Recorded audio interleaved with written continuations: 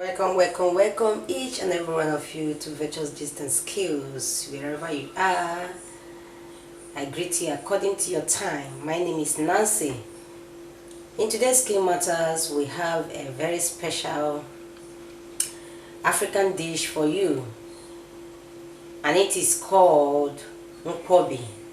We are going to prepare this particular Nkwobi without potash because everybody prepare it with potash, but in this particular version we are not going to prepare it with potash today. I'm going to show you the new way of preparing Nkwobi, and this idea was given to me by my lovely neighbor.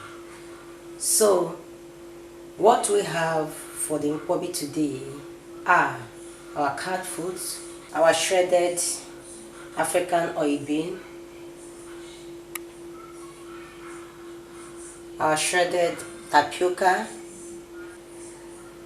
our chunks of onion. If you see, I have the three different types of onion here.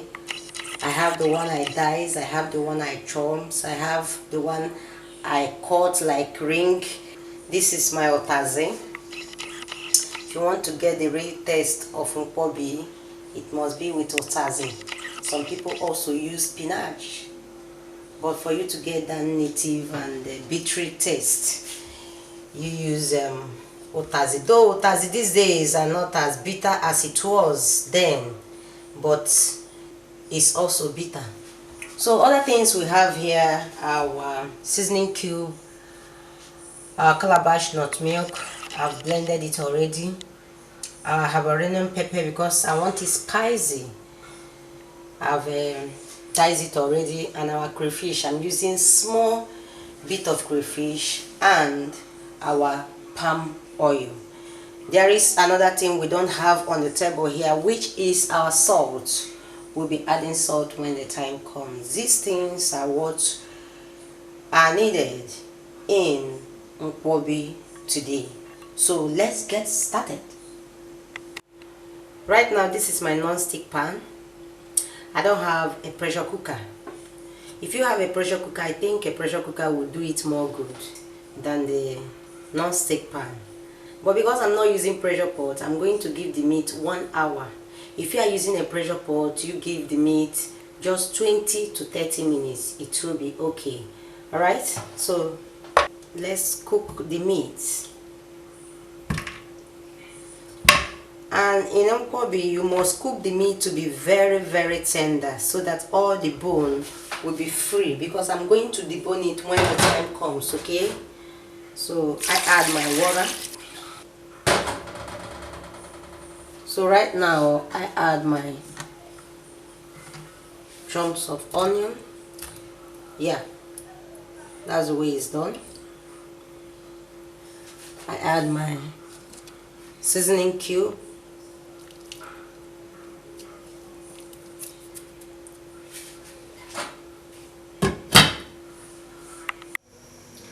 Now, as you can see, is on the gas. I'm giving it, as I earlier said, 1 hour, just 1 hour. It will be okay. So I might not be showing you everything concerning the cooking of the cow foods. Once it's done at exactly 1 hour or 1 hour 30 minutes, then I'll get back to you. Now, if you are making Nkwobi, you must allow the water to dry to the meat, okay? This is not like other meats, okay? So you must allow the water to dry right to the meat. So as the water is dried now, I want to add salt to taste. You don't have to overdo salt. I want to add salt to taste, then cover for it to simmer for about 5 minutes so that the salt will get right inside the meat. Then we'll bring it down. Keep watching. As you can see, this is exactly 3 to 4 minutes after adding the salt. Let's check what we have been cooking. If you watch closer, you will see that some of the bone has separated itself from the meat. Okay, look at them. That means it has really cooked very well.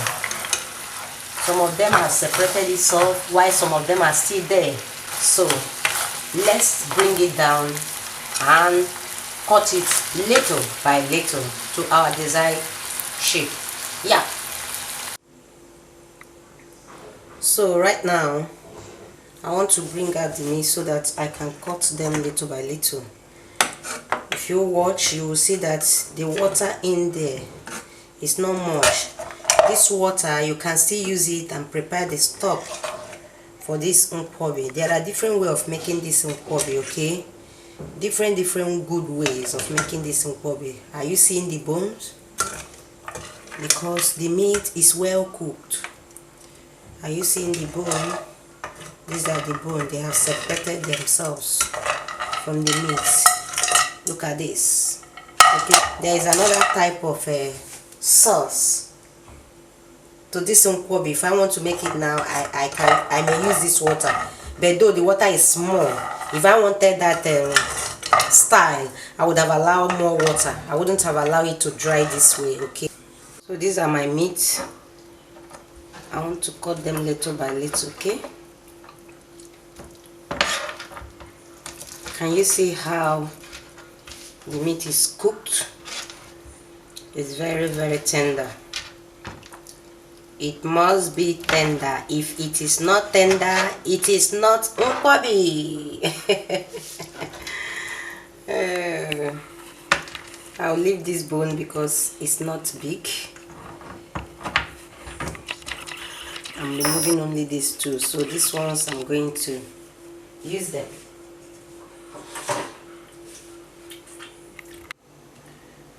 Right now, this is my blender and my shredded cassava, which is also called tapioca. I have it in here with my Habanero pepper. I told you I want it spicy, don't forget that. And I have a pinch of salt and a seasoning cube, which I'm going to throw inside the blender. Okay, with this I'm not going to add any other thing to the stock. On this method now, this is all I have to use. If you don't want to use this method, this is where you introduce your palm oil and your potash.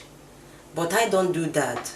I don't do a potash stuff because for a long time I've not been eating Nkwobi because of potash stuff. Potash used to run my stomach, and also a lot of people do complain of that. Potash have a lot of side effects. Okay, so with this method, no side effects, no running of stomach, no purging, no stomach pain.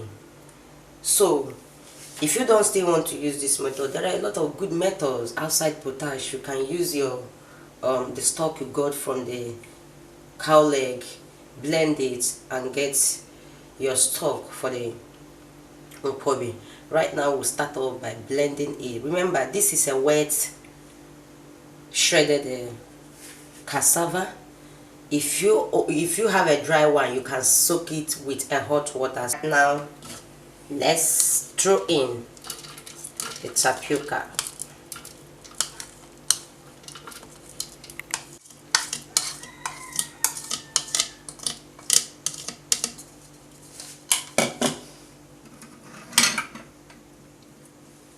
I add my salt, my seasoning cube,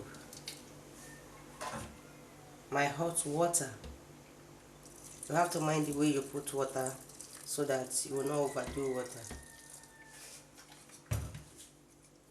because I will be needing it on a medium consistency.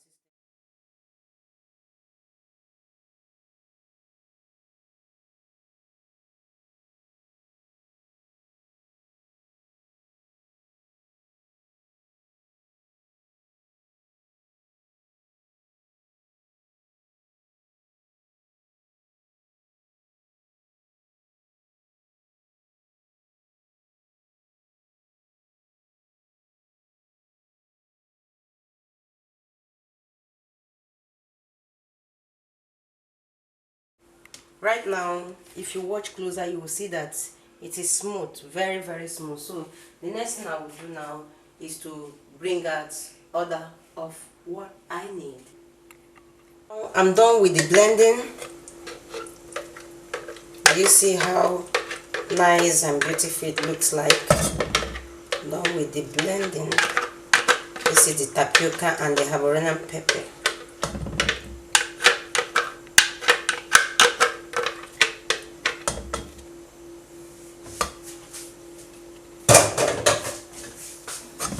Now I add my palm oil.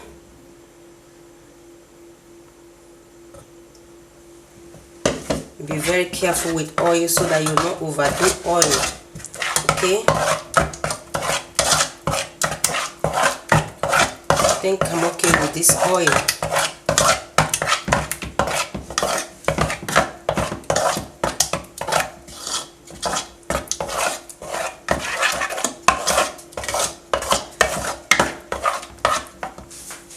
Now I add my onion, my diced onion, my shredded African oil bean,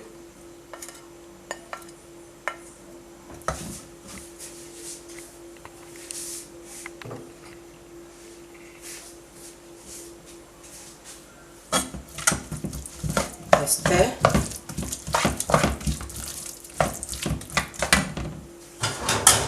I add my crayfish and my Calabash nut milk. I stir to give it a good mixture.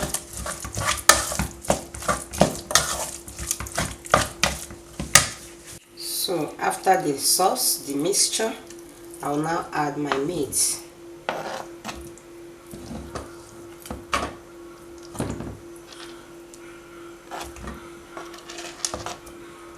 Have you seen this method before? If you have, drop it down on this description box. If you have not, just try this method and you will see another special way of making Nkwobi without potash. Okay? Do you see what is going on here? Can you see what is going on here? This is lovely. This is good.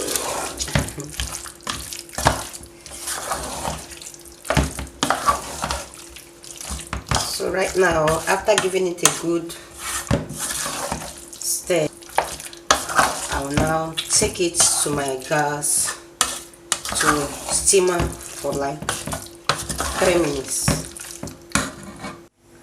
So now, this is the Nkwobi. I want to steamer it for 3 minutes on a very low heat. Okay? Yeah. Now, if you watch closer, you can see that it's ready to go. It's good to go. I'm ready. The special Nkwobi without potash is ready. Let's go to the table and do it some good. Guys, the Nkwobi is ready. As you can view it,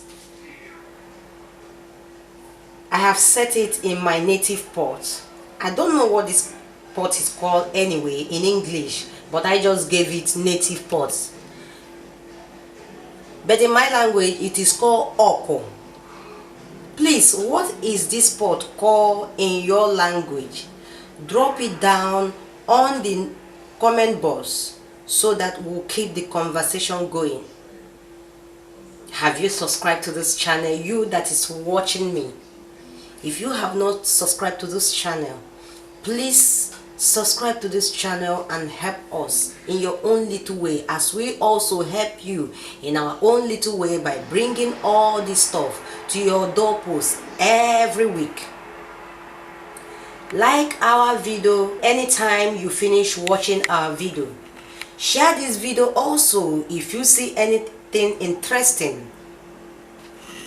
Always drop your comment because it is very important, and secondly, your comment will also help us to bring more to you. Until I come your way next week with another beautiful and lovely recipe, I remain your host, Nancy. Thank you for watching this video to the end and remain blessed. Bye bye.